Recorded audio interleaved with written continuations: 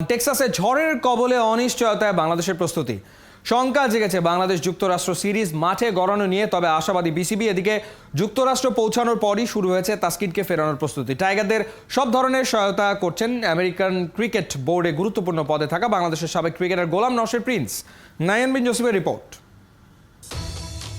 কে বলবে এখানেই টাইগাররা বিশ্বকাপ প্রস্তুতি নিতে যাচ্ছে। টেক্সাসের হিউস্টনে প্রেরি ভিউ ক্রিকেট কমপ্লেক্স যেন পরিণত হয়েছে ধ্বংসস্তূপে। ডাগ আউট, সাইড স্ক্রিন সহ প্রায় সব অস্থায়ী কাঠামোই ঝড়ে লণ্ডভণ্ড। ঝড় মাথায় নিয়েই টাইগাররা হিউস্টনে। 10 লাখ মানুষ যেখানে বিদ্যুৎ বিচ্ছিন্ন, সেখানে সব স্বাভাবিক হতে সময় লাগবে 1 সপ্তাহ।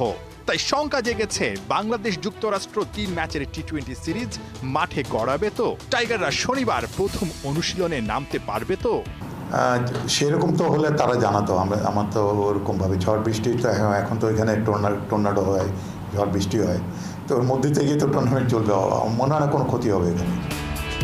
বিসিবির ক্রিকেট অপারেশনস কমিটির চেয়ারম্যান কিছুটা হলেও নির্ভার, কারণ যুক্তরাষ্ট্র ক্রিকেটের অপারেশনস কমিটিতেও আছে একজন বাংলাদেশি সাবেক ক্রিকেটার।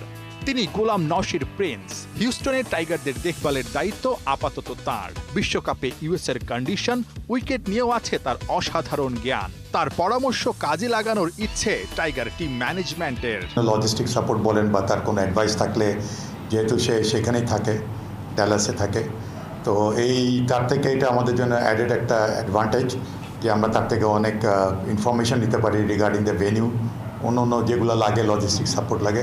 আমার প্রিন্স সবসময় আমাদের সাথে যোগাযোগ, যাওয়ার আগে থেকেই ছিল, প্রায় 3-4 মাস আগে থেকে তার সাথে যোগাযোগ আছে।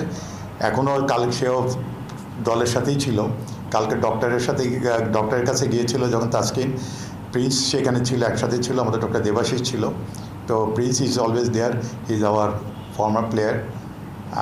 আমরা একসাথেও ক্রিকেট খেলেছি। প্রিন্স যখন খেলে আমিও ক্রিকেট খেলেছি, তো সবসময় তার সাথে টেলিফোনে যোগাযোগ আছে। বিশ্বকাপ শুরুর আগে তাসকিনকে ফিট করতে সর্বোচ্চ চেষ্টা চালিয়ে যাচ্ছে বিসিবি। আপডেট জানতে অপেক্ষা করতে হবে 24 মে পর্যন্ত। গতকালকে তারা পৌঁছানোর পরে কালকে তাসকিনের সাথে আমাদের কথা হয়েছে। ডক্টর দেবাশিসও ছিল, তারা কালকে একটা ডক্টর দেখেছে তাকে। এখন দেখার পরে ডক্টর বোধহয় 24 তারিখে তার 2 সপ্তাহ হবে। এই 2 সপ্তাহের মধ্যে তার আপডেট কি আমরা আপনাদের 24 তারিখে জানাতে পারবো। একটা এমআরআই করা হবে 24 তারিখে। এমআরআই করার পরে আপনাদের আপডেট দিব।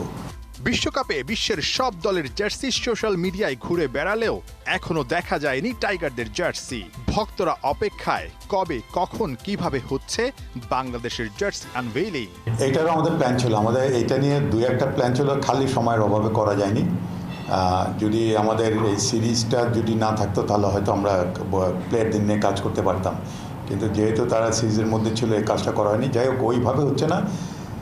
দল তো আপনারা জেনেই গিয়েছেন, আগে তো আমরা ওইভাবে করতে চেয়েছিলাম, দল দিয়ে দিয়েছি। জার্সি আনভেলটা বাকি আছে, এটার জন্য কিছুটা অপেক্ষা করতে হবে।